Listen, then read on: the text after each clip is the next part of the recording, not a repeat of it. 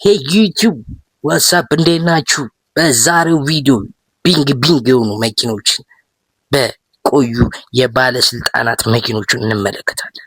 እነዚህ መኪኖች እጅጉን ቅንጡና የሚያማምሩ እንዲሁ 816 የእንግሊዝ ስሪት የሆነውን የሰረገላ መኪና እንመለከታለን።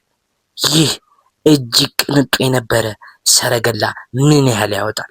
እናም ዛሬ 200 ዓመታት በፊት የነበረው ሰረገላ እንመለከታለን። ሙሉ ቪዲዮን አብራችሁን ቆዩ።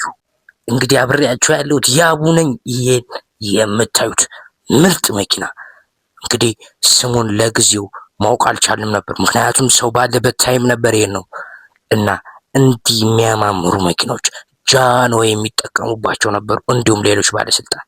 ይህ ጥቁር ምን አይነት መኪና ነው? ታርጋው ራሱ እንደሚለን 148 ነው።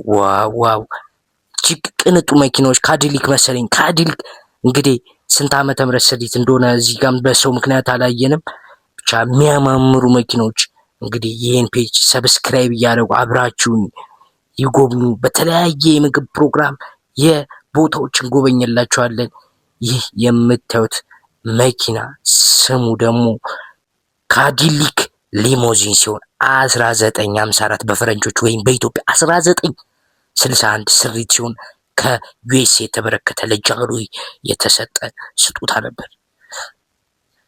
እንግዲህ ምን አይነት በዛን ጊዜ ያስቡት፣ ይሄ መኪና ዋው! በጣም ታሪካችን እጅጉ ያማረ በጃንሆይ ጊዜ እንግዲህ የተሰጠ ስጦታ። እንግዲህ ይቺን አንጋፋ መኪና ራሱ ማያውቃት የለም።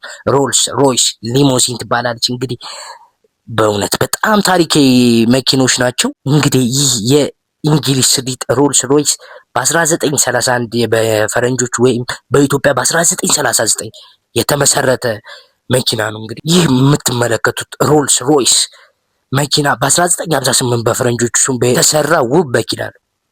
እንግዲህ እነዚህ ውብ መኪኖች የሚገኙት እዚሁ ኢትዮጵያ ውስጥ ሲሆኑ ጃንሆይ በቀድሞ ቤተ መንግስት ይገኛሉ። እነዚህ ውብ ማራኪ መኪኖች፣ ባቡር አለ፣ በጣም ገራርም እንትን አሉ። እኛ ለዛሬ መኪኖቹን ልናስጎበኛችሁ የመጣ ነው። እጅግ አሁንም አብራችሁን ቆዩ።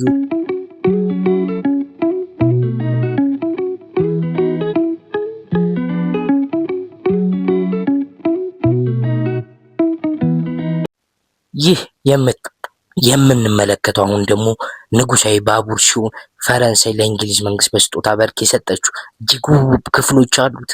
እውነት ቅንጡ በዛን ጊዜ የማይታመን ባቡር ነው። ለጃንሆይ በስጦታ መልክ የተሰጣቸው እጅግ ውስጡ ብዙ ክፍሎች አሉት። የሚያማምር የጃንሆይ ወደ ሌሎች እንትን ጉዞ ሲሄዱ የሚጠቀሙበት እንደነበረ እናውቃለን። እጅጉን ቅንጡ ጊዜ ነበረ። ያው ጃንሆይ እውነት የነበራቸው የቅንጡ መኪናና ቅንጡ ባቡር አሁንም ለታሪክ ተቀምጠው እንዲጎበኝ ተደርጓል።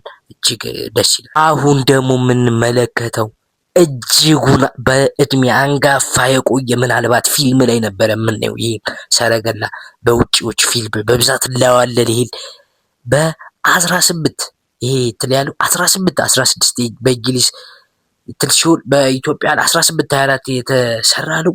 እጅጉን አንጋፋ 200 በላይ ዓመታት ያስቆጠረ ሰረገላ እጅ በኃይለ ሥላሴ ቤተ መንግስት ውስጥ ይገኛል። ይሄ ሰረገላ እጅግ ብዙ ዓመት 200 ዓመት ቀላል አይደለም። እንዲህ ባለበት ሁሉ እጅጉን አሁን ራሱ ምን ያህል እንደሚወጣ ስላስብ ይገርማል።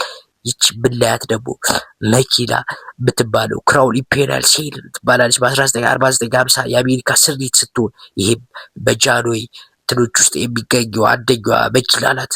እጅጉን ታምራለች በጣም። ሰብስክራይብ፣ ላይክ፣ ሼር በማድረግ ይህ ቪዲዮ አብራችሁ ሊከታተሉን በተለይ ሰብስክራይብ እያደረጉ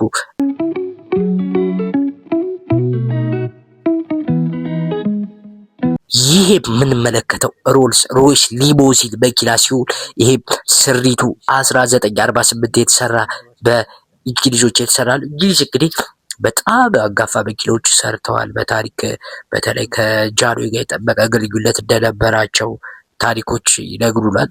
እጅጉን ቅንጡ መኪኖች ላይ ያሉት እዚህ ምን ያህል እንደሚያወጣ አስቡት። ይሄ በጣም ግዙፍ የሚገራርሙ መኪኖች ይገኛሉ በዚህ ስፍራ። ይሄ እንግዲህ ብንመለከተው እንደ አምቡላንስ ነበረ። በጣም የሚገርመው አምቡላንስ ከአንደኒክ ፊልትዊድ ይባላል፣ ከአንድሪክ ፊልትዊድ ይባላል። አምቡላንስ ነው ይሄ ራሱ ብንለው 1948 አሜሪካ ስሪት ነው። ይሄን ልሚያል አምቡላንስ ያን ጊዜ ነበረ። ይሄ አምቡላንስ ሳይሆን በአሁኑ ሰዓት ይሄ ቅንጡ መዝናኛ ሊሆን የሚችልበት መኪና ነው፣ ግን በዛ ጊዜ የአምቡላንስ ነበር ጋይሶች። ወደ ዋናው መኪና ስንመጣ ይህ በኢትዮጵያ ስሪት የተሰራና የኢትዮጵያውያን ስም የተሰጠው አውራሪስ የተሰኘው መኪና ነው። ምን ያህል ግዙፍ ነው እንደምትመለከቱት፣ በጣም ግዙፍ የሆነ አውራሪስ፣ ከፊት ለፊቱ የአንበሳ ምልክት አለው።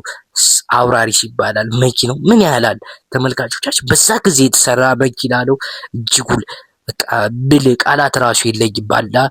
ኢትዮጵያ ስትል ነገር ጀስት ኪግደቡ በጣም ትልቅ ኪግደብ እንደነበረ ቢያስመሰክርበት ታይብ ነበረ። ይሄ የምታዩት መኪና እንግዲህ የጃንሆይ የግል መኪና ነው። እግዚአብሔር በጣም የሚገርም መኪና አውራሪስ ይሰኛል ስሙ። እንግዲህ ይሄን ቦታ ያላያችሁ ሰዎች ገብታችሁ ማየት ትችላላችሁ። ቦታው የሚገኘው በጃንሆይ ቤተ መንግስት ይገኛል። እንግዲህ ጋይስ ሰብስክራይብ፣ ላይክ፣ ሼር ይደረግ። በቀጣይ ቪዲዮ እስከምንገናኝ ይመቻችሁ። ሰብስክራይብ ይመቻችሁ። ሀበሻ ስኳድ ይቀጥላል።